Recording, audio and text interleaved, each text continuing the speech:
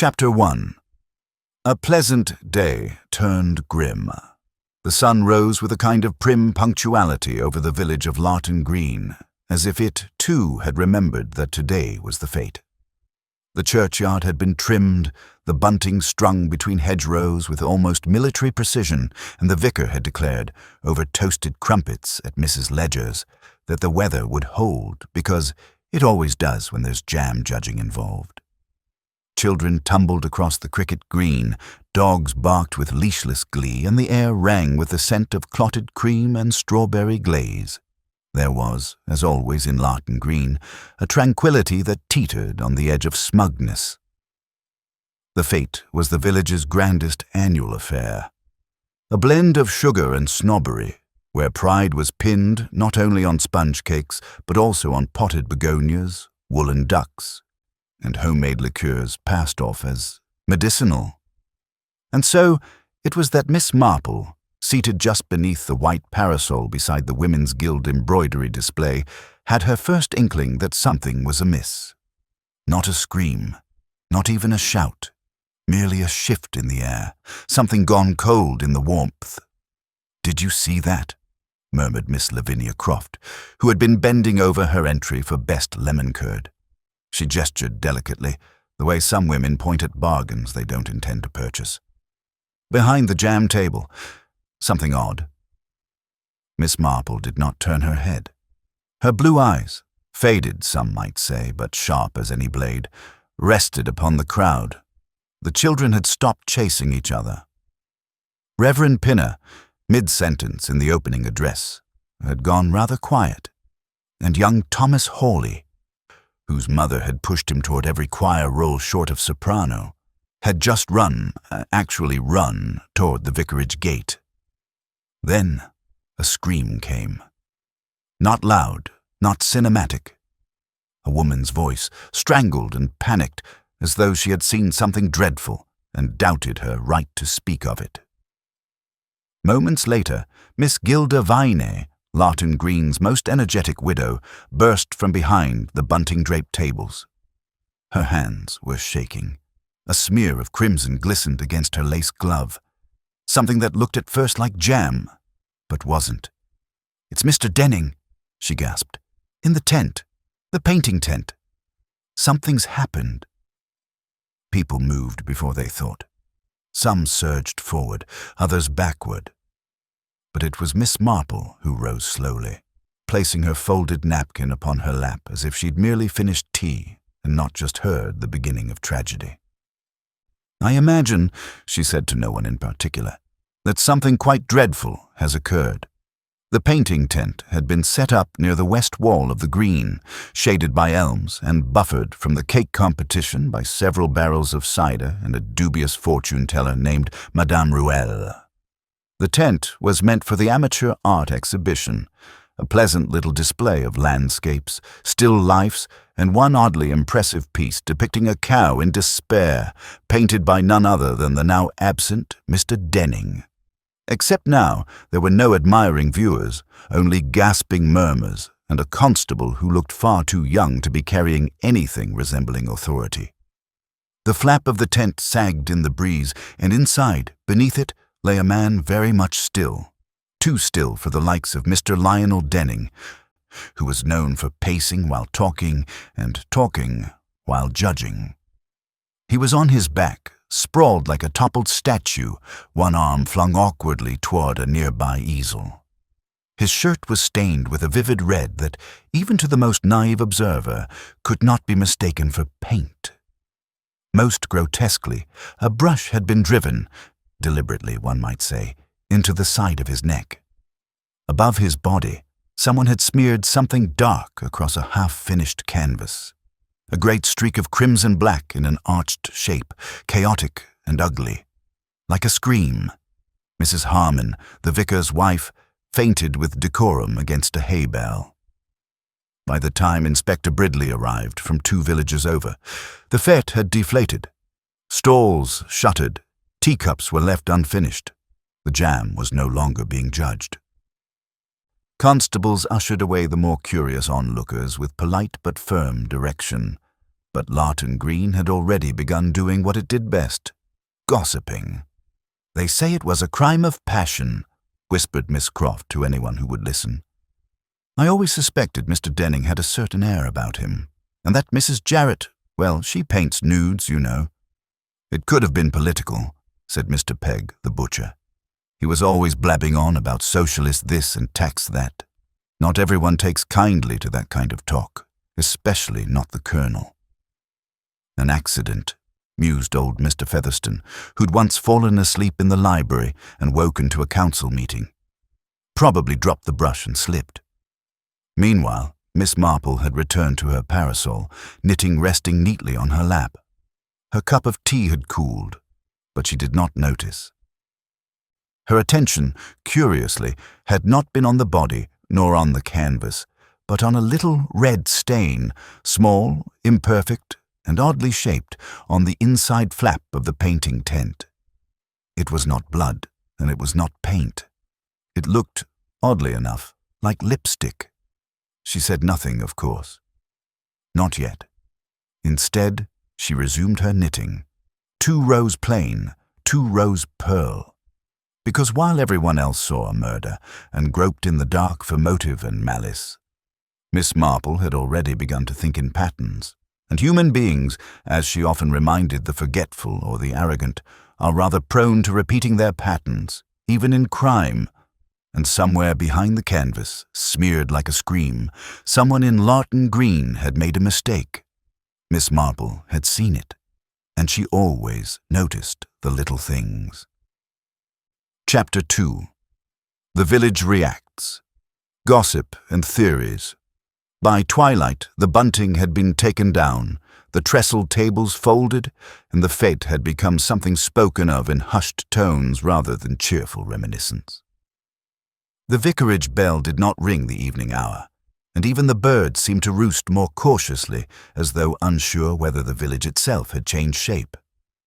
Larton Green, usually so proud of its reputation for peace and good character, had, in one unguarded moment, found itself the reluctant host of something much more sinister. Mr. Lionel Denning was dead, and more troubling still, he had been murdered. The words sounded foreign on the tongues of the villagers, ill-fitting and bold, like saying affair in church. Yet it was spoken, and once spoken, it bloomed with suspicion. By the next morning, the gossip had hardened into certainty. "I saw Gilda Viney wiping something from her glove," said Mrs. Oswald, who had not, in fact, left her garden chair at all, but had a wide view of the jam tent. She was always too bold around Lionel. Not that I blame her. Widowhood does strange things to a woman. At the butcher's, Mr. Pegg was sharpening knives with a new kind of flourish. Mark my words, it'll be over some lover's quarrel. Denning was the sort who liked a bit of fuss. All these women sniffing round him, and I wouldn't trust that painter woman, Miss Jarrett, either. She wears trousers. At the post office, Miss Lydia Clark, who sorted letters with an exacting sense of hierarchy, whispered to the baker's assistant that she had once seen Mr. Denning shout at a man, an outsider, in front of the sweet shop. Didn't catch the name, but he wasn't from around here. Drove one of those horrid little motor cars.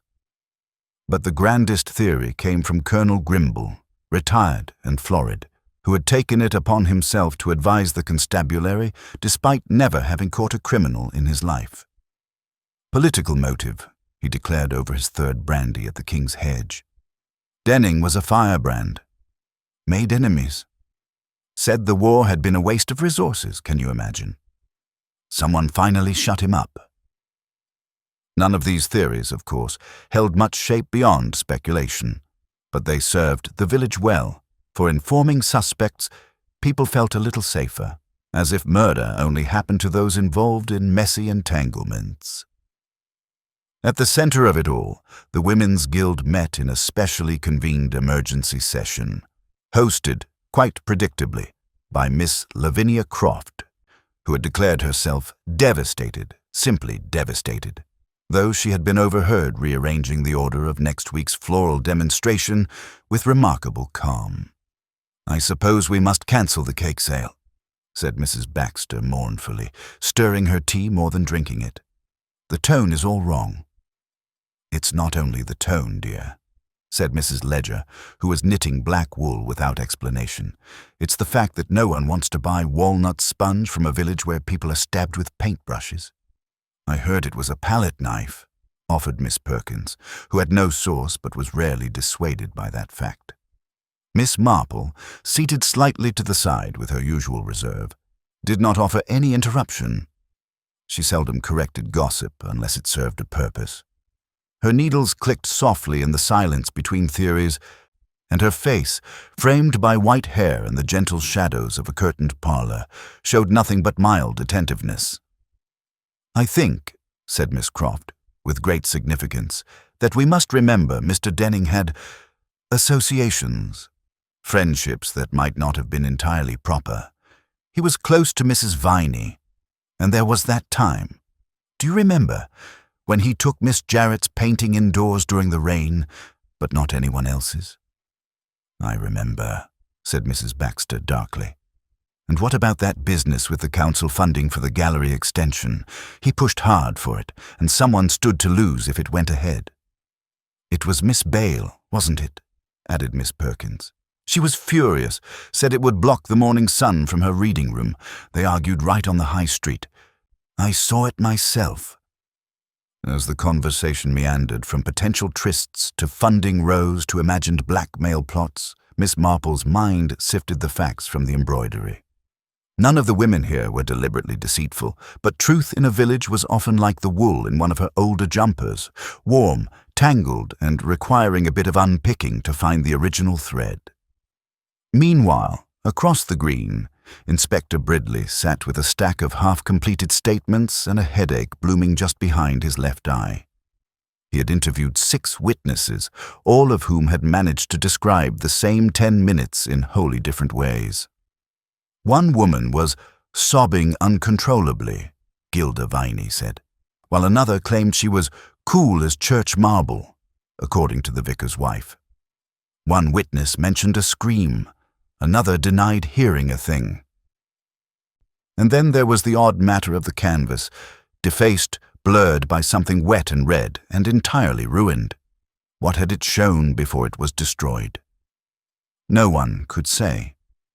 Denning's own work, a visitor's, and had it been painted over in rage or to hide something? "Too many emotions, not enough facts," Bridley muttered, rubbing his temples. "Villages are worse than cities for this sort of thing." His sergeant, a solid sort with the gift of understatement, only replied, "Might be worth talking to the old lady, sir." Bridley frowned. "Which one? They're all old." "You know, Miss Marple. She's got that way about her. Listens but doesn't blink." Bridley scoffed. "I don't take my leads from women who knit." And so he didn't ask. That afternoon, Miss Marple visited the green. It was empty now, except for the flattened grass and the faint, sweet trace of cider and sugar still in the air.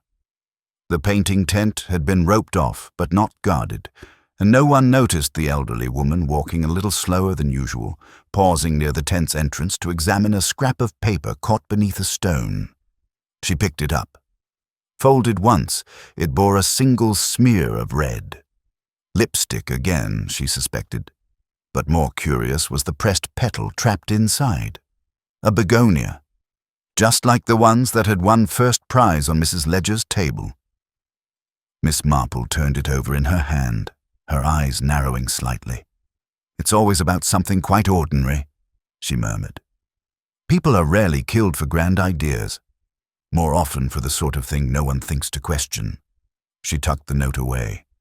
Because in Larton Green, where everything appeared tidy and small, human hearts were still full-sized and just as capable of envy, pride, and very quiet, very personal acts of violence.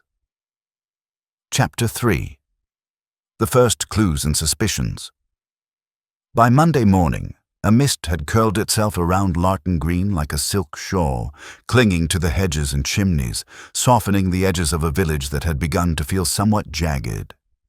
The murder of Mr. Lionel Denning had not just disrupted the fate, it had disrupted the tidy notion that bad things happened elsewhere. For now, suspicion nestled itself in teacups and church pews, glanced from curtained windows, and echoed across parlor rooms dressed in good lace. The police cordon around the painting tent had not been removed, though no officer stood guard. The village constable, young Alfred Sims, had been told to look official, which he interpreted to mean look bored. He stood near the tent's edge, kicking a pebble with the heel of his boot and whistling under his breath.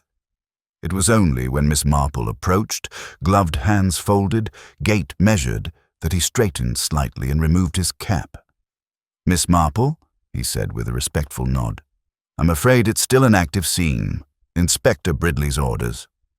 "Of course, Alfred," she replied with a smile, "though I dare say you're not stopping birds or breezes from fluttering through it. You may as well let a breeze with spectacles pass, too." Constable Sims blushed. "Well, I suppose. If it's just a glance, Miss—" But Miss Marple had already passed the rope and was peering delicately inside the tent. She didn't go far, just far enough to confirm what she'd suspected from a distance. The smear on the canvas had dried now, no longer gleaming but congealed in a dark, crusted arch. Something about it still bothered her. Not its violence, but its haste. She looked down. The ground beneath Mr. Denning's final pose had been trampled, but not obliterated. The grass was stained, not just with blood, but with paint. A trail of small red splotches led from the easel to a discarded cloth near the tent's side, as though someone had tried, briefly and in vain, to clean their hands. Odd, very odd. Miss Marple bent to examine a faint indentation in the soil near the tent's opening. Not a shoe, a heel, and rather narrow. She straightened slowly, brushing invisible dust from her coat. The tent gave nothing more away for now, but in her mind, she was already rearranging the scene, as one might repin a pattern before stitching. That same morning, Inspector Bridley sat across from Gilda Viney in the small wood-panelled drawing room of Roseview Cottage. Gilda was pale but composed, dressed immaculately in dove grey, with a narrow black ribbon pinned at her collar. Whether in mourning or theatrical instinct was difficult to say. "I've already told the constable," she said, folding her hands. "I was the one who found Lionel. I'd gone to retrieve my painting. It had been placed at the rear of the display. I noticed something wasn't right. The way the canvas looked, the way the tent flaps were swaying, and then I saw him. I screamed, of course. Who wouldn't?" Bridley nodded slowly. "You were close to Mr. Denning." "Everyone was," she said quickly, then smiled faintly. "Well, everyone tried to be. Lionel was interesting, generous with his time, encouraging to us amateur artists. He complimented my work often. I appreciated that." "Some might say he was too encouraging," Bridley said evenly. "There's talk in the village." "There's always talk in the village," Gilda interrupted. Her smile had tightened. "And much of it says more about the speakers than the subjects. If you're looking for a jealous husband or a jilted lover, I'm afraid I'm of no use to you. My husband's been dead 4 years, and I've had no lovers, jilted or otherwise." Bridley said nothing for a moment. He glanced down at his notebook, then looked up again. "Mrs. Viney, did you notice anything else? Before the scream, before you raised the alarm?" Gilda hesitated. "Yes, I saw someone leaving the tent. Just a flicker, a shadow. I couldn't say who it was, but they were wearing something yellow, like a shawl or scarf. Bright yellow." Bridley looked up sharply. "You're sure?" "I wouldn't lie about something so trivial, Inspector." And she didn't flinch. Miss Marple, meanwhile, had found herself a quiet table at the King's Hedge Inn. She nursed a cup of weak tea, overboiled as always, and listened to the quiet murmurs that drifted from the bar like smoke. Colonel Grimble sat with Reverend Pinner, both deep in conversation, though the colonel did most of the speaking. "Mark my words," he grunted, slapping the table. "Denning was going to ruin the gallery committee. Said he had a plan to modernize the exhibitions." Modernize? As if the whole of Lawton Green needs surrealist splashes and naked forms in the window. I told the council plainly, I wouldn't have it. We had a row, a spirited one.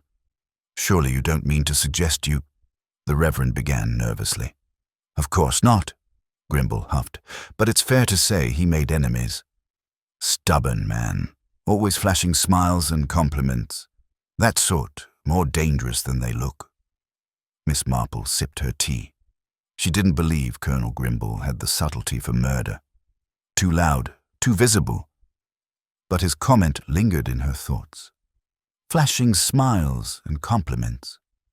Yes, that had been Mr. Denning's method. And sometimes kindness freely given can do more damage than cruelty, carefully aimed. Late in the afternoon, Miss Marple took a quiet stroll past Miss Thelma Jarrett's cottage. The door was open, as were the windows, and from within came the faint scent of linseed oil and lavender. Miss Jarrett herself, angular, reserved, with her cropped hair and permanently ink-stained fingers, was dabbing at a canvas with the edge of her sleeve. Miss Marple waited politely at the garden gate. "Such a lovely use of ochre," she said pleasantly. Thelma turned, a flicker of surprise crossing her face. "Miss Marple, you startled me." "I do that sometimes. I only meant to ask after your entry in the exhibition. I understand it was near Mr. Denning's display?" Thelma wiped her fingers on her apron. "Yes. Mine was just 2 easels down, but it's gone now, I suppose. Everything in that tent's tainted." "Quite the shock, of course," Miss Marple said gently.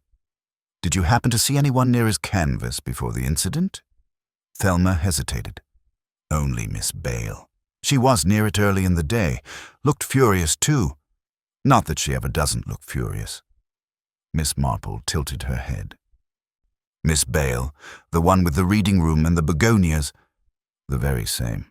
She had an argument with Lionel the week before over the gallery funding. Said he was turning the village into a parade of smut and ego. Her words, not mine." Miss Marple smiled and thanked her. On her way home, she paused to pluck a fallen petal from the roadside. Begonia. One had been found in the folded note beneath the stone. Someone had left a calling card, it seemed. But whether it had been dropped in guilt or planted in cunning was still to be seen. Chapter 4. Miss Marple quietly observes. On Tuesday, the village of Lawton Green wore its unease like a borrowed coat. Slightly too large, a little unfamiliar, but unmistakably present. Though the sun emerged from behind sullen clouds, warming the ivy-covered roofs and nudging the roses into bloom, it did little to brighten the moods of its residents. Conversations paused when footsteps approached, glances lingered longer than manners allowed, and no one trusted silence anymore. Miss Marple, as ever, moved with deliberate calm through the new atmosphere. She had lived long enough to know that people, particularly good, well-groomed, respectable people, react oddly in the presence of tragedy. Some drew inward and quiet, while others became uncharacteristically chatty, as if volume might disguise anxiety. It was not guilt that revealed a person, she had long discovered, but how they managed, or failed to manage, the performance of innocence. She passed Miss Bale on the narrow village lane, just outside the greengrocer's. The spinster schoolmistress was always bristling with a kind of moral energy, and today was no different.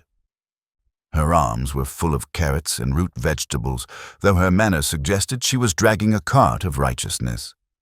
"Terrible business," she said abruptly, without preamble. Of course, I always knew something dreadful would come of all that posturing. "You mean Mr. Denning?"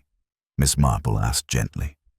"I mean men who flatter women, stir up ideas, and take liberties with decency under the banner of art. Miss Bale sniffed. His death is unfortunate, but his influence was worse. I never liked his tone when he spoke to me. Too familiar. It made me feel appraised. I suppose some men speak kindly without realizing the weight of it, Miss Marple offered. Miss Bale narrowed her eyes. Or precisely because they do know the weight of it. She swept off without waiting for reply, dropping a carrot in her wake, which Miss Marple picked up thoughtfully. People always revealed themselves, she found, especially when they thought they were delivering a verdict on someone else. Later that morning, Miss Marple visited Reverend Pinner under the pleasant guise of delivering a jar of crab-apple jelly. The vicar's study smelled faintly of pipe tobacco and sermon paper.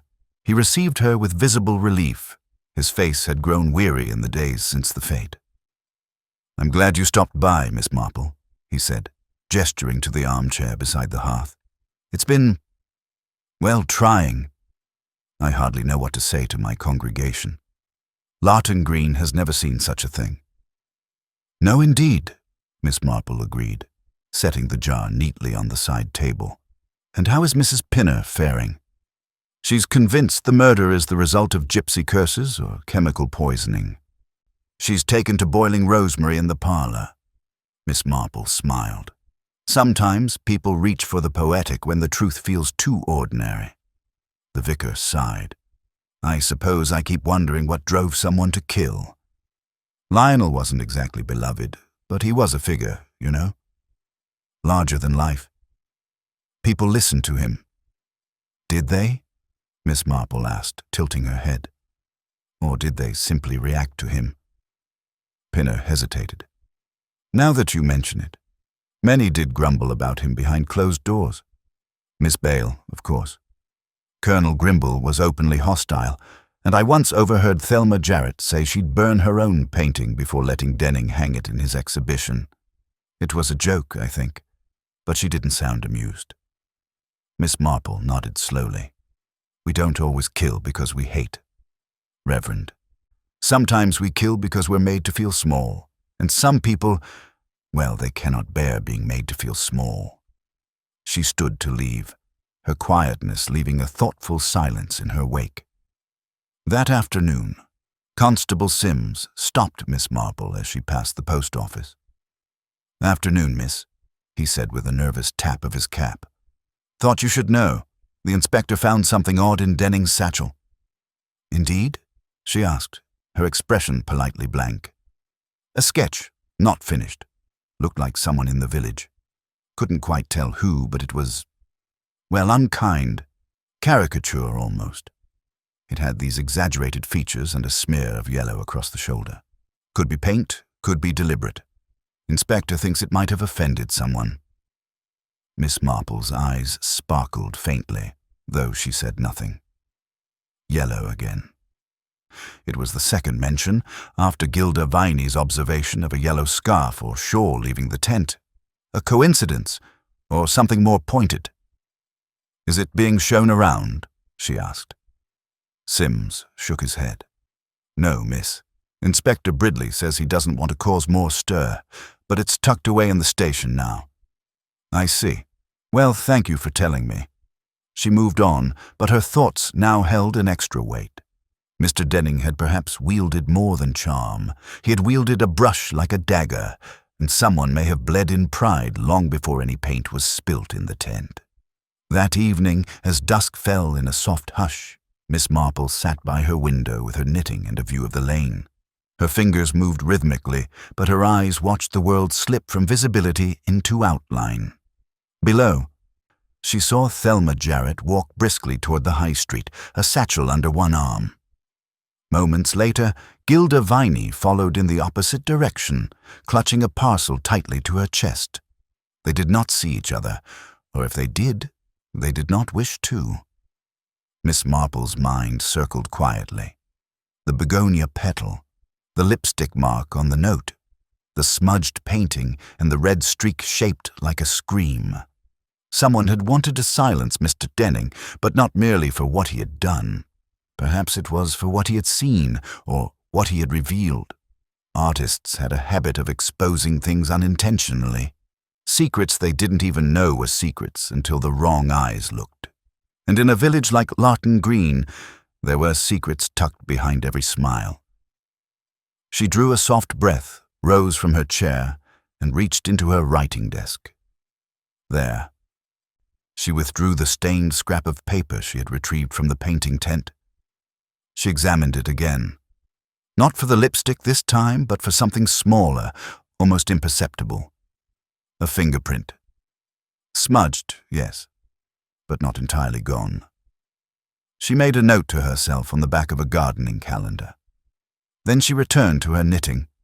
The same pattern as always. 2 rows plain, 2 rows pearl.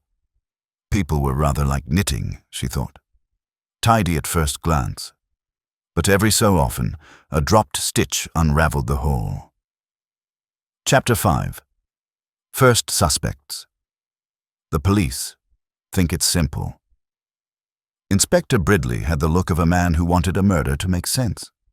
Not just in the factual, evidence-driven way that he had been trained to pursue, but in the neat, moral way his mother would have understood. A wicked act, done by a wicked person, for a wicked reason, preferably one that revealed itself in a loud confession and required no more than 2 interviews and a swift signature. By Wednesday morning, he had made up his mind. The suspect was Gilda Viney. She had found the body, she had blood on her glove, and she had, in his words, the emotional instability of a woman who has been noticed too long and loved too little.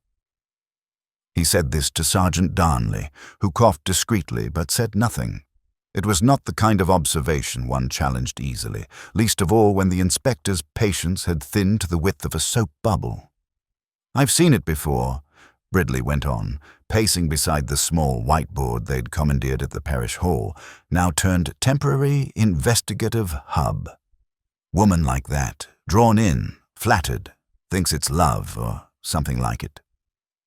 Then realizes she's been used or ignored, and suddenly there's rage. Passion crimes, always a mess. The brush in the neck. Emotion, not calculation. But she has no clear motive, sir, Darnley pointed out, more cautiously than critically. No signs they were romantically involved. No letters. No eyewitnesses to a quarrel. "Romance is never as quiet as people like to think," Bridley muttered. "Ask anyone in this village. The gossip proves it. She was seen going into the tent. No one else was. She had blood on her glove. Her painting was right beside his, and—" here he raised a triumphant finger. "She had a yellow scarf. The same one Miss Bale claims she saw fluttering behind the tent." Darnley hesitated again. "That was Miss Bale's claim, but I thought it was Gilda who reported the yellow scarf." Bridley frowned. "Was it?" "Yes, sir. Miss Bale's testimony focused on her dislike of Mr. Denning's exhibitions, something about the gallery plans." There was a pause. Bridley scratched the back of his neck. "Still, a yellow scarf, a woman with motive, opportunity, emotional instability. The details will fill themselves in." And with that, he instructed Constable Sims to bring Gilda Viney in for questioning. Miss Marple learned of the development at precisely 3 o'clock, while slicing fruitcake for the gardener. He had mentioned, rather apologetically, that his wife's cousin's friend's sister had seen Gilda escorted into the station, looking pale as a duck egg in frost. Miss Marple thanked him with an extra slice and made a note to bake something for Sergeant Darnley, who, she suspected, might be feeling professionally uncertain. She did not rush to the police station. She knew from experience that men who were determined to be right did not appreciate being interrupted while they were wrong. Instead, she walked the long way around the green, taking in the flutter of curtains as she passed each cottage, as though the whole village were watching the scene unfold through their own narrow windows of morality. At the post office, Miss Clark was practically vibrating behind the counter. "Imagine," she whispered, "Gilda Viney, always so proper, so generous at bake sales. Of course, there was always something a bit theatrical about her. Tragedy clings to some women, doesn't it?" Miss Marple simply asked if the Morning Post had come. She knew better than to argue with a woman who handled both postage and village secrets.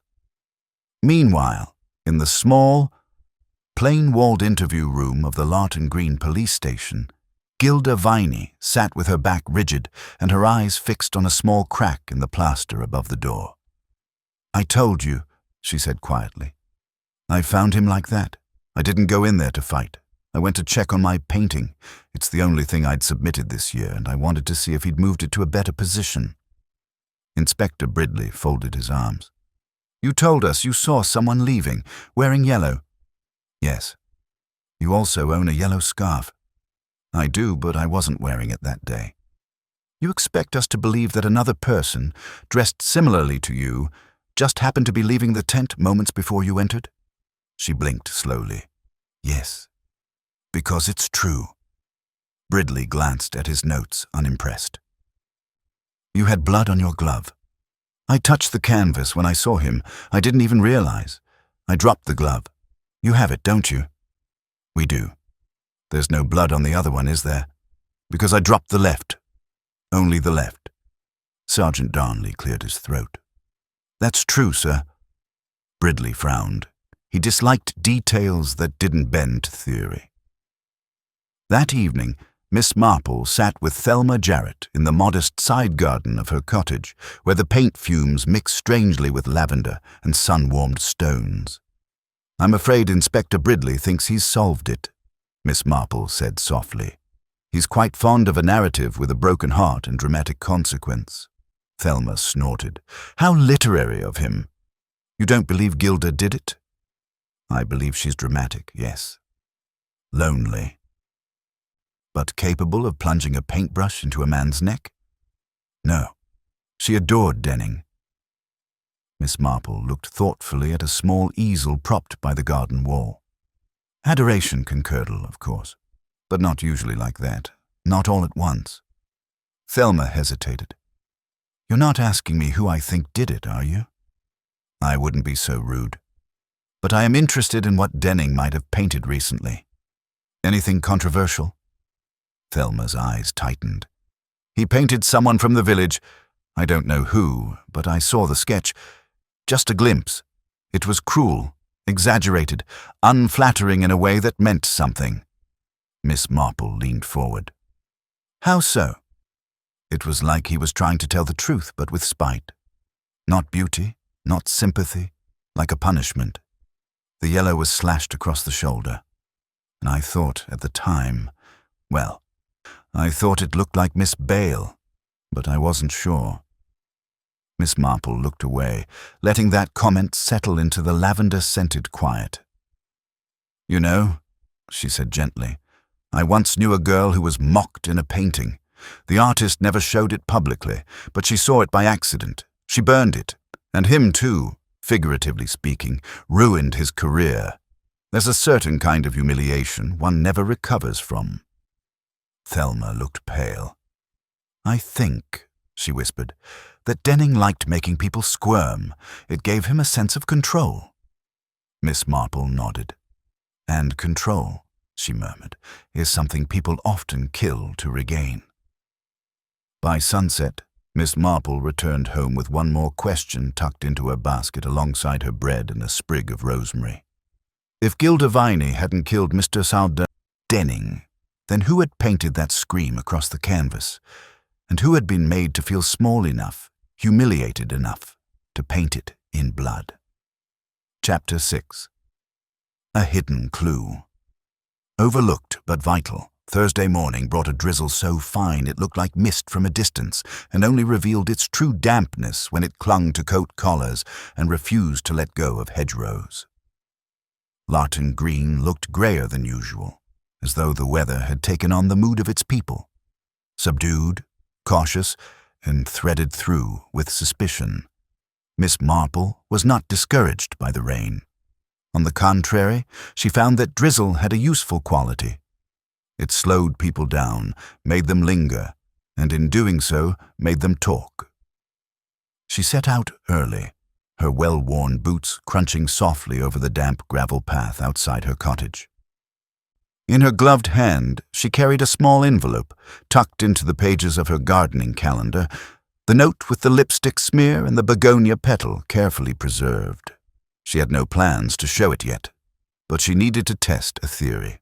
Her first stop was Miss Bale's cottage, a prim, red-bricked house with geraniums in stone pots and not a single window curtain askew. The front door was opened before Miss Marple even knocked, as if Miss Bale had been standing just behind it, watching. "Miss Marple," she said crisply, not quite smiling. "To what do I owe the call?" "I was hoping you might spare me a few moments," Miss Marple replied pleasantly. "I wanted to ask about your begonias." Miss Bale blinked. "My begonias?" "Yes, I noticed them at the fete. Beautiful specimens. First prize, I believe?" Bale hesitated, then gave a small nod. "Yes, I've cultivated that particular variety for several years. Very precise care needed. Its temperature, shade, misting schedules. Why do you ask?" "Oh, no reason," Miss Marple said, adjusting the strap of her handbag. "Only that I found a begonia petal near the painting tent. Not just any petal. The exact hue of your prize-winning variety. I suppose others might grow the same, but not many." There was a silence. Not long, but telling. "I wouldn't know," Miss Bale said eventually, her voice stiff. "I haven't been near the painting tent since the fete began." "No?" Miss Marple tilted her head, politely puzzled. "I heard from Miss Jarrett that you were seen near it, before the unpleasantness." "That was days before the fete," Miss Bale snapped. "I spoke with Mr. Denning about his plans for the gallery extension. I voiced my disapproval. Strongly, that was all." "Of course," Miss Marple said with a small smile. "Well, I mustn't take more of your time. Thank you, Miss Bale." As she turned away, she noticed a faint smudge, barely perceptible, on the stone step of Miss Bale's front door. A reddish smear, no larger than a coin. Not lipstick this time. Possibly pigment. At the post office, Miss Lydia Clark was busily sorting letters with the severity of someone orchestrating state secrets. Miss Marple waited until she'd finished a particularly aggressive rubber stamp before approaching. "Miss Clark," she said gently, "have any unusual parcels arrived for Miss Bale in the past week? Art supplies, perhaps?" Miss Clark peered at her over the rims of her spectacles. "Miss Bale, she's not the artistic sort, though—" She paused. "There was a small parcel, last Thursday, wrapped in brown paper. Stiff, like sketching boards. I assumed it was school material. She didn't say otherwise." Miss Marple nodded slowly. "Thank you. You're always so wonderfully observant." Clark flushed slightly under the praise. "And I suppose," Miss Marple added as she turned to go, "you wouldn't happen to recall the handwriting on the address? Neat or a bit flourished?" "Flourished," Clark said immediately. "Like the way people used to write invitations. Curvy and a bit pretentious. Now that you mention it, very unlike Miss Bale's usual style." Miss Marple smiled. That was all she needed. That afternoon, she paid a visit to Sergeant Darnley, who had taken to making tea at the station as though each cup might restore his equilibrium. "She didn't do it, you know," he said after she settled into the hard-backed chair across from him. "Mrs. Viney, there's no proof, nothing definitive." "I know," Miss Marple replied gently. "But Inspector Bridley has already announced that he's cautiously optimistic about a swift resolution." Darnley sighed into his mug. "He wants it neat." "But murder isn't neat," she said softly. "It's messy, not just in action, but in cause. We look for motive like it's a coin in a coat pocket, something easily retrieved. But often it's years in the making. Someone trips over it only when they're no longer willing to pretend it doesn't exist." The sergeant looked at her, silent for a moment. "Do you have something?" "Not quite. But something odd, yes. Tell me, has anyone inquired about the painting that was ruined?" The one with the red smear? Not that I know of, he said. It was one of Denning's, but it wasn't catalogued yet. He was working on it privately. Miss Marple's eyes flickered. So no one knows who the subject was? Not officially. There was speculation, but nothing confirmed. Was it collected? No, still in evidence. We've kept it behind a cover. The inspector says it's irrelevant. Artistic nonsense, I believe he called it. Would you mind, Miss Marple asked, if I took a look? It was late afternoon when Sergeant Darnley led her to the small storeroom at the rear of the station. The air smelled of dust and old paper, but the painting had been carefully stored beneath a white cloth on an easel. When he lifted it, Miss Marple took a quiet breath. The figure on the canvas was not obvious, not at first glance. The face was turned slightly, half-shadowed with lines drawn in sharp, unsparing brushstrokes. The yellow smear, shocking, vivid, slashed across one shoulder like a wound. And beneath the smear, barely visible beneath the layers of red paint, was something she hadn't expected. Letters. A word. Only half of it remained legible. RLE. She leaned closer. It was defaced, Darnley said. We're fairly certain that happened after Denning died. Do you know what the full word was? She asked softly. Not precisely, but we think it might have been a name. Marple traced the remaining letters with her eyes. It could have been Marple, certainly, or Jarrell or Harley, but she suspected it was something simpler. Was it meant to name the subject? She asked. Possibly. She stepped back and regarded the image again. The jaw was tight, the brow drawn, the eyes cold. A proud face, perhaps too proud, and behind the paint, beneath it all, was something desperate. Not a scream, a mirror. Miss Marple didn't say anything for several minutes. When she finally turned to the sergeant, her voice was almost inaudible. Whoever this painting was of, they saw it. Before the fete. I believe that now, and I believe it shamed them. Deeply. Darnley looked startled. Enough to kill? Miss Marple folded her hands. Enough to try and erase themselves from it? But when paint fails, people use blood. And with that, she walked quietly from the room, leaving only the sound of the rain pattering on the window pane and the faded image of a person who had, perhaps, tried to disappear before the village could see too much. Chapter 7. Confrontations and Secrets. By Friday morning, the drizzle had given way to a pale, reluctant sun that tried, and largely failed, to cheer the village. Larton Green remained subdued, its rhythms slowed not by weather, but by tension. Conversation still happened, of course, but they grew quieter when someone passed by. Eyebrows raised behind teacups, fingers paused in knitting. No one wanted to say anything aloud that might later be remembered in a court statement. The police had not yet arrested Gilda Viney, though it was common knowledge that she had been held for questioning. Depending on whom one asked, she had either confessed outright or fainted from the pressure. Neither version was true, of course, but both were shared with such authority that even Miss Clark at the post office had repeated them without blinking. Miss Marple, meanwhile, found herself invited, ever so pointedly, into a casual drop-in hosted by Lavinia Croft. The invitation had arrived that morning in the form of a note written in perfect copperplate and sealed with an aggressive flourish. Lavinia's cottage was perfumed with lilac and disapproval.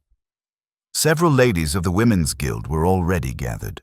Mrs. Ledger, knitting solemnly in black, Miss Perkins, hovering near the biscuit tray, and Thelma Jarrett, who had positioned herself by the window with the stance of a woman awaiting an alibi. "It's only tea, of course," Lavinia said briskly as she poured. "But I do think we must remain social. People forget themselves in times like these." "They do," agreed Mrs. Ledger, "though I hardly think murder is a reason to cancel all plans, unless it's one's own." "Quite," Lavinia sniffed, "though I'm sure none of us were involved. It's always someone from the outside of a village, I think. Someone who doesn't really understand the fabric of it. Miss Marple stirred her tea with practiced calm. I find it's often the ones who understand the village too well who cause the most trouble. They know where things can be pulled loose. Lavinia offered a tight smile. You always say such curious things, Miss Marple. Do I? She sipped delicately. I do try to notice things. For instance, I noticed something quite odd about the painting Mr. Denning was working on.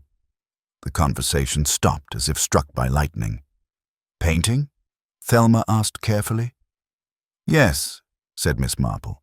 The ruined one, the one no one wants to talk about. I thought it was just an abstract thing, Miss Perkins said, confused. No, Thelma murmured. It wasn't abstract. Miss Marple turned to her. You saw it. Thelma hesitated. Only briefly. Days before the fete. I was in his studio helping arrange the entries. I looked without meaning to. It was uncomfortable. I didn't say anything. Who was it of? Lavinia asked sharply. Thelma said nothing, but her silence was far louder than words. Miss Marple set down her cup. I think Mr. Denning painted someone he knew very well. Someone who didn't like the way they were seen. Perhaps they felt mocked or exposed. Either way they reacted. I still say it was Gilda, Mrs. Ledger muttered. She was in the tent, wasn't she? Lavinia added. And if Denning rejected her, well, we've all seen how she clings to attention. No more than others, Thelma said suddenly, her voice hard. Some people just hide it behind floral arrangements and biscuit tins. The silence that followed was sharp enough to slice through sponge cake. Lavinia's eyes narrowed. I beg your pardon. I mean, Thelma said, adjusting the teacup in her hand, that it's easy to judge someone like Gilda, but harder to admit what Mr. Denning really did. He liked to control people, to stir. He once offered to paint me, and when I said no, he said, then I'll imagine you. That's always better. Miss Perkins gasped. Mrs. Ledger muttered, wretched man. Miss Marple, ever serene, said nothing, but she observed. Thelma's hand trembled just slightly as she lifted her tea. Lavinia had gone pale beneath her powdered cheeks, and Mrs. Ledger, knitting forgotten in her lap, was staring into the distance with an oddly glazed expression. Later that afternoon, Miss Marple stopped in to visit Mr. Pegg, the butcher, under the pretext of purchasing ox-tail. Curious business, this, Pegg said as he wrapped the meat in brown paper. You wouldn't believe the chatter I've heard. Half the village thinks it's Miss Bale, half thinks it's Gilda, and the other half, well, they think it's you. Miss Marple chuckled. I must remember not to lend my knitting needles to anyone until the matter's resolved. Still, Pegg said, leaning in, you know what struck me as odd? That Denning fellow, he came by here 3 days before he died, wanted lamb, but while he was waiting, he looked at my little girl's drawing on the counter, just a scribble, really, and said, it's braver to be bad at something honestly than to be good at something dishonest. Gave me the chills, that did. That is curious, Miss Marple agreed. Eyes thoughtful. And what did your daughter say? Pegg scratched his head. She said she didn't like him. Said he looked at her like he was drawing her with his eyes. Miss Marple paused. Some people, she murmured, don't look at others to see them. They look in order to recreate them, how they wish them to be. That can be dangerous. As the sun set, painting the sky in soft strokes of rose and gold, Miss Marple returned home to find a small note tucked into her doorframe. It had no signature, but the handwriting was unmistakably cautious, each letter looped and deliberate. It read, Meet me in the churchyard. Midnight. Come alone. Beneath the message was a single pressed flower. A begonia. Miss Marple folded the note, slipped it into her sleeve, and stood very still for a long moment. She did not believe in melodrama. But someone, it seemed, had reached the point where secrets could no longer stay buried, and in Larton Green That was when things truly began to unravel. Chapter 8. Another twist. A second crime or a shocking revelation. The moon hung low and heavy over Larton Green that night, caught in a haze that gave it the pallor of old parchment.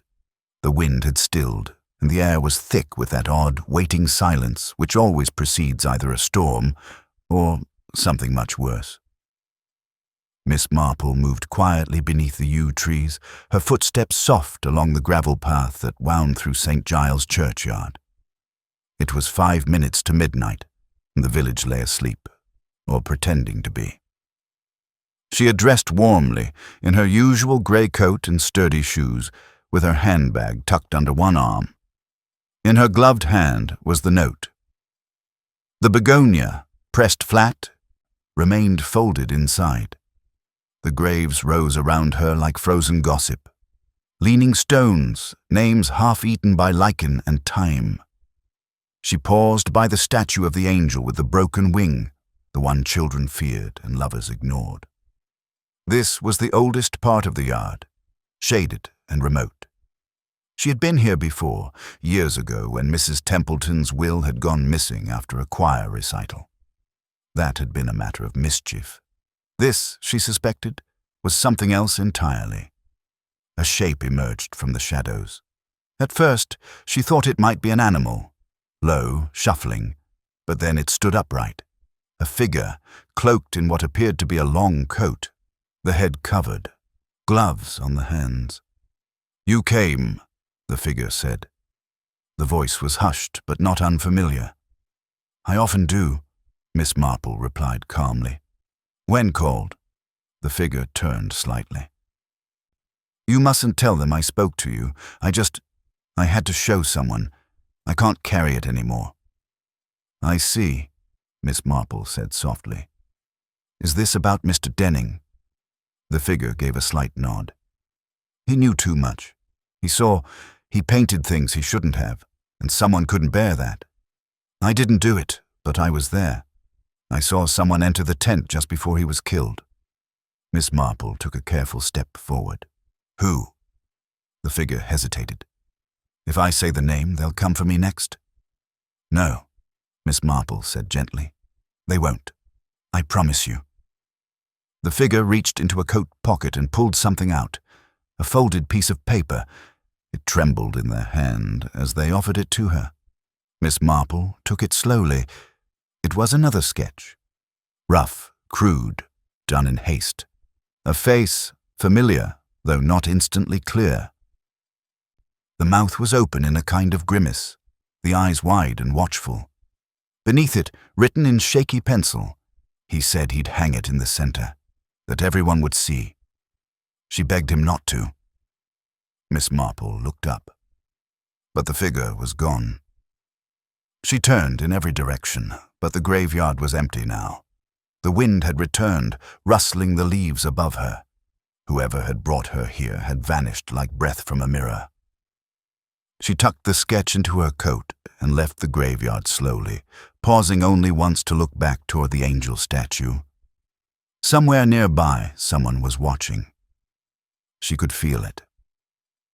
The following morning, Larton Green woke to the kind of news that shattered its illusion of gradual resolution. There had been another incident. Not a murder, but nearly. Mrs. Ledger had been found collapsed in her parlor just after dawn. It was her housekeeper, Mrs. Plimpton, who discovered her, slumped in her armchair beside a half-finished row of knitting. The tea tray beside her bore the telltale signs of something odd. An untouched cup, still steaming slightly, and a biscuit with only a single bite taken. There was a faint odor in the room. Bitter. Sharp. Not the usual scent of Earl Grey or lemon soap. The doctor was called at once, and Miss Marple was informed shortly thereafter. She arrived just as the ambulance departed. "Poison," said Mrs. Plimpton in a whisper. "That's what they say. Something slipped into her tea. Not fatal, thank the Lord. But she's weak, pale as a lamb's ear." Miss Marple nodded, glancing at the tray. The cup had been taken away by the police, but the pattern of the event was clear enough. no broken windows, no signs of forced entry. "Who delivered the tea?" she asked. "I did," Mrs. Plimpton said, wringing her apron.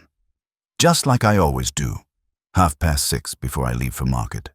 I set it down, said my good mornings, and went off to feed the cat. When I came back, she was slumped over." "And the teapot?" Miss Marple asked. Mrs. Plimpton frowned. "I didn't make it. Miss Ledger always prepares her own, just the 1 cup. She says I boil the water too hard." "I see," Miss Marple murmured.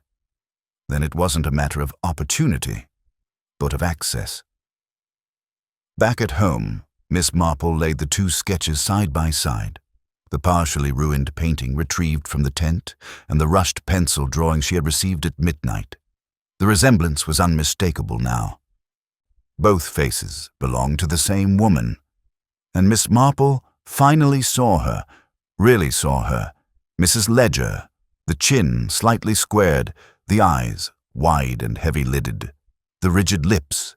Denning had painted her without compassion, without flattery.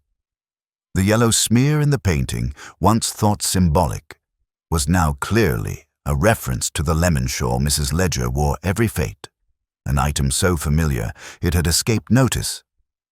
Miss Marple folded the sketches away. If Mrs. Ledger had been the subject, she had motive. Not only wounded pride, but fear. Because Denning hadn't merely captured her features. He had captured her secret, or perhaps the truth behind her public facade. And someone had tried to silence her before she could speak. Was it fear of exposure, or fear that she knew too much? That afternoon, Inspector Bridley finally emerged with an update for the public.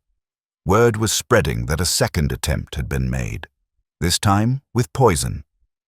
"We are expanding our inquiry," he told the gathering of villagers outside the station. "And considering new suspects, we advise all residents to remain vigilant. If anyone has information—" He paused. His eyes swept the crowd. But Miss Marple wasn't among them.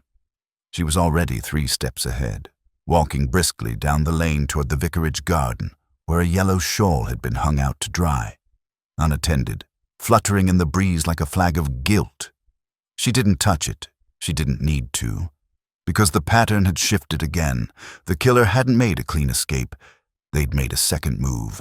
And in doing so, they'd revealed something vital. Desperation. Not the kind that comes from a crime of passion, but the kind that follows when a murderer realizes someone they didn't kill might start talking. And Miss Marple, who had heard that silence louder than any scream, now knew exactly where to listen next. Chapter 9. Hidden Connections. The web of lies deepens. Saturday morning found Larton Green unusually still, as though the entire village was holding its breath. The air was crisp, sunlight softening the slate roofs and glinting off brass doorknobs, but no one lingered on doorsteps or paused to prune roses. The second crime, the attempted poisoning of Mrs. Ledger, had stripped away the thin veneer of distance the villagers clung to. One murder might be a fluke, a singular horror. But 2, that was something altogether different. That meant there was someone among them who had not finished.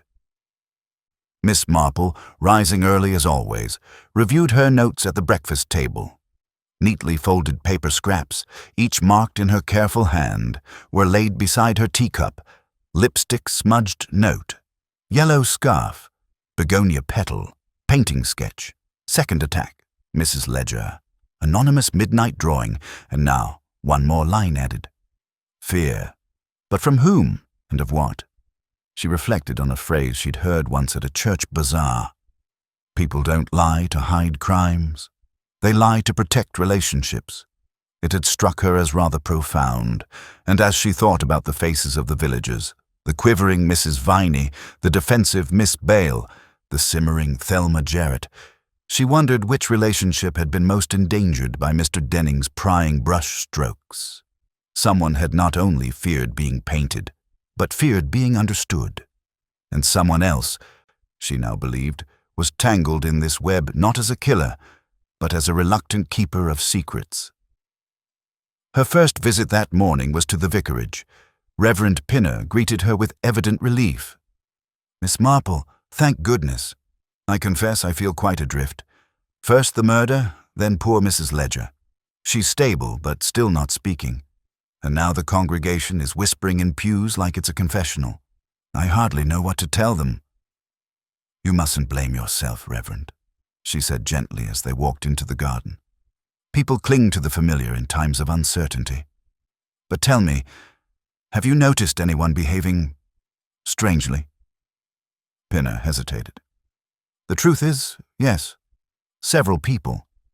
But one in particular, Miss Bale. She came to see me yesterday. In tears, would you believe? Sat in my study for nearly an hour. Said she feared all that she'd worked for might be ruined. I asked what she meant, but she deflected. Said it was nothing, but her hands shook the whole time. I've never seen her like that."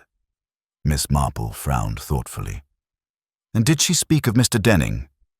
"She said he was a moral threat, but that's not new. She's been saying that since he moved here. What struck me was the fear, not moral outrage, personal fear, as though she was caught in something beyond her control." Miss Marple next called on Miss Bale herself. The schoolmistress answered the door promptly, her dress immaculate, her silver brooch gleaming at the collar. "Miss Marple," she said tightly, "this isn't a convenient time." "I thought it might not be," Miss Marple replied, "which is why I brought these." She held up a small tin of lavender biscuits. Miss Bale stared at them, then, after a moment's hesitation, stepped aside.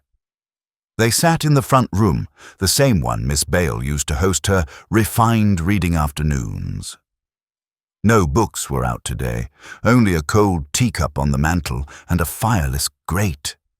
"I hear," Miss Marple said lightly, "that you had a parcel delivered last week, wrapped in stiff brown paper. Sketchboards, perhaps?" Miss Bale froze. Her eyes flickered once, just once, toward the small cabinet behind her. "I wouldn't know what you're referring to," she said after a pause. Miss Marple said nothing. She let silence settle. People often panicked in noise, but they unraveled in quiet. Eventually, Miss Bale folded. "It wasn't from me. It was addressed to me, yes. But I didn't order it. No return name. Just arrived." "Did you open it?" Another pause. Then, quietly, "Yes." "And what did you find?" Miss Bale looked down at her folded hands. "A sketch. Of me. Exaggerated. Mocking. There were words written on the back. 'You wear shame like a medal.'" Miss Marple's expression did not change. "I burned it," Miss Bale whispered. "Of course I did. I thought it was him, Denning. I thought he'd sent it to taunt me, but after he died, I thought maybe someone else was using his work." Miss Marple leaned forward slightly. "Had anyone else seen it?" "No," she said quickly. "No one. Then how would they know to paint you like that?" Miss Bale's composure cracked just slightly. "He saw things. He saw things I worked very hard to bury." Miss Marple offered a gentler tone. "We all have things we bury, Miss Bale, but some secrets don't stay still." Miss Bale looked up, her face pale and strangely relieved. "He knew about my brother," she whispered. "About Edwin. He served time, years ago, for something I couldn't undo. I kept it quiet, changed my name. Moved here. Denning. He must have found out. He painted it into me. Not in words, but in shape. The way he drew my hands. My posture. He saw shame and made it public." Miss Marple nodded slowly. "And did you ever speak to Mrs. Ledger about it?" Miss Bale blinked. "No, why would I?" "Because," Miss Marple said gently, "someone tried to silence her, and it wasn't you, which means perhaps she too knew." That afternoon at the local tea shop, Miss Marple found Gilda Viney seated alone, staring into a barely touched slice of Victoria sponge. "May I?" Miss Marple asked, and Gilda nodded numbly. "I wanted to thank you," she said softly. "I heard you spoke to the inspector on my behalf, that you convinced them I wasn't capable of what they said." "I didn't convince them," Miss Marple replied gently. "I simply pointed out what was true." Gilda looked up, her eyes tired. "You still think it's someone from the village, don't you?" "I know it is." A pause. "I think Mrs. Ledger knows something," Gilda whispered. "Before she collapsed, she asked to see me. Said she had something to give me. She never said what, but she was frightened. I've never seen her frightened before." Miss Marple nodded. "She's not the type. But even strong women have their limits." Gilda looked down. "I think we all do." By evening, Miss Marple sat once more at her desk, now nearly covered with careful notes. Threads were beginning to pull together. Shame, secrecy, misinterpreted art. And now this new detail, a parcel sent not to humiliate, but to warn. If Denning had known a secret, had captured it in a sketch, then mailed it to the person he'd portrayed, what was his purpose? Redemption? Revenge? Or some strange kind of confession? And who else had known of it? Who else had feared exposure? She picked up the begonia petal again, and this time, just faintly, noticed a trace of something darker at its edge. Ink. Not from a flower, but from a pen. Someone had touched it after writing, and tomorrow, she decided, she would ask a few more questions about handwriting, because the killer had already written their intentions, just not on paper. They'd written it in panic, in poison, and in paint, and she was almost ready to read every word. Chapter 10. The final clue. Revealed Sunday morning dawned brighter than any in recent memory, as though the village were being offered a clean slate. But Larton Green wasn't ready for peace just yet. Whispers continued to curl through the cobbled lanes like wood smoke, of poisonings and painted faces, of secrets buried beneath rose bushes and church hymns. The fate had become a grim milestone. Everyone now measured time in terms of before and after Mr. Denning's death. And Miss Marple, always so quiet, always so kind, had reached her conclusion. It was not loud, it was not dramatic, but it was, as always, inevitable. She asked Inspector Bridley and Sergeant Darnley to meet her in the drawing-room of the vicarage after morning service. The Reverend obliged, and tea was served with shortbread, though no one touched it. "I believe," Miss Marple began softly, "that we have all been looking at this the wrong way round. We've assumed Mr. Denning's murder was an act of passion or revenge. But the truth is far more ordinary, and I fear, far more human." Bridley crossed his arms. "Go on." She looked around the room. The crime began not with the painting, but with what it revealed. Mr. Denning painted people with a ruthless eye, not to mock them, but to reflect them as he saw them. That in itself is not a crime, but for one person, it was intolerable. She turned to Miss Bale, who sat rigid in her chair. "You feared exposure, rightly so. Mr. Denning had discovered your brother's past and painted it into your expression. But you didn't kill him. You were angry, ashamed, but not violent. Instead, you withdrew. And someone else saw that as an opportunity." Miss Bale closed her eyes, and her hands, usually so still, trembled. "Mrs. Ledger," Miss Marple continued quietly, had built her entire identity around dignity and social control. She prided herself on being unshakable, respected.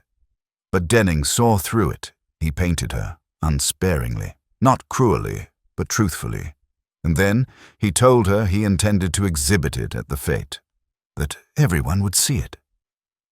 Miss Marple retrieved 2 sketches from her handbag.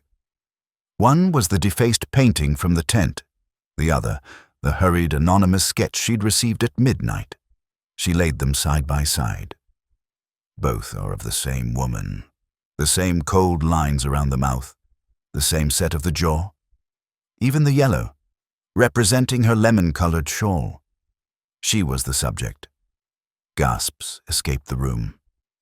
Gilda Viney looked at the sketch, then at Miss Marple. "But why would she kill him?" Gilda asked quietly. "She never even spoke to him in public. She called him vulgar. She refused to enter his exhibitions." "Exactly," said Miss Marple. "She didn't fear him personally. She feared what he revealed about her. She spent her life controlling appearances. That painting shattered them." Sergeant Darnley leaned forward. "But how do you know it was her?" Miss Marple smiled faintly and opened her small notebook. "Several things. First, the begonia petal found inside the anonymous note. That variety belonged only to Mrs. Ledger. She pressed them herself. I compared the ink smear on the petal to a list she submitted to the Women's Guild a week prior. The ink matched. The loops in her handwriting matched. And she, like Miss Bale, had received one of Denning's sketches. Only she did not burn hers. She drew out a final folded paper and handed it to Darnley. She mailed it to herself, as an alibi. But the postmark was local, a village post box, and she hadn't left the house that day. Bridley's face twisted, but then she tried to poison herself. That seems mad. Miss Marple shook her head. Not mad, calculated. She realized the net was closing in. People were asking questions. She feared someone, perhaps Miss Bale, perhaps Gilda, would remember the painting, or worse, recognize themselves in it. So she staged a second attack, something dramatic, something to redirect suspicion. But it wasn't meant to kill her, just weaken her, to paint her, if you will, as another victim. Silence. Then a voice from the doorway.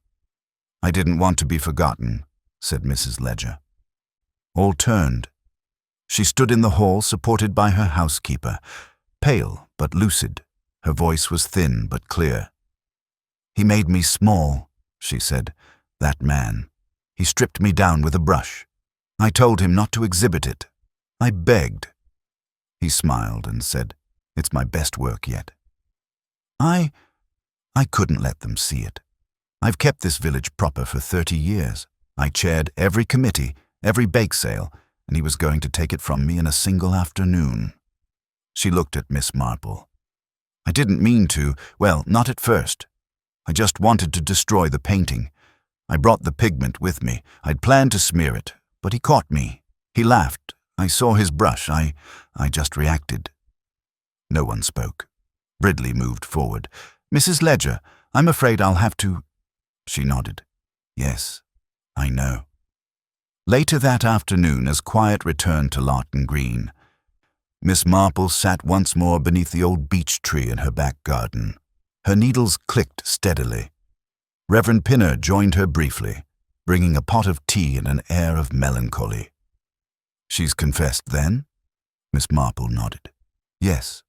She's not a monster. Just a woman who spent too many years being perfect." He sighed. "Isn't it strange? We assume small villages are safer, but perhaps it's just that everything is closer. Nothing stays hidden for long." Miss Marple smiled.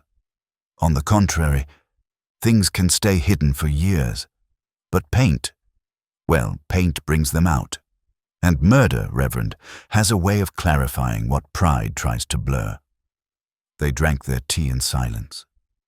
And in the distance, someone began to rehang the bunting for next year's fete. Red and white triangles fluttering in the breeze, cheerful and unaware. As always, life in Lawton Green continued. But Miss Marple, tea in hand, needles clicking, had seen what lurked beneath the embroidery. She always did.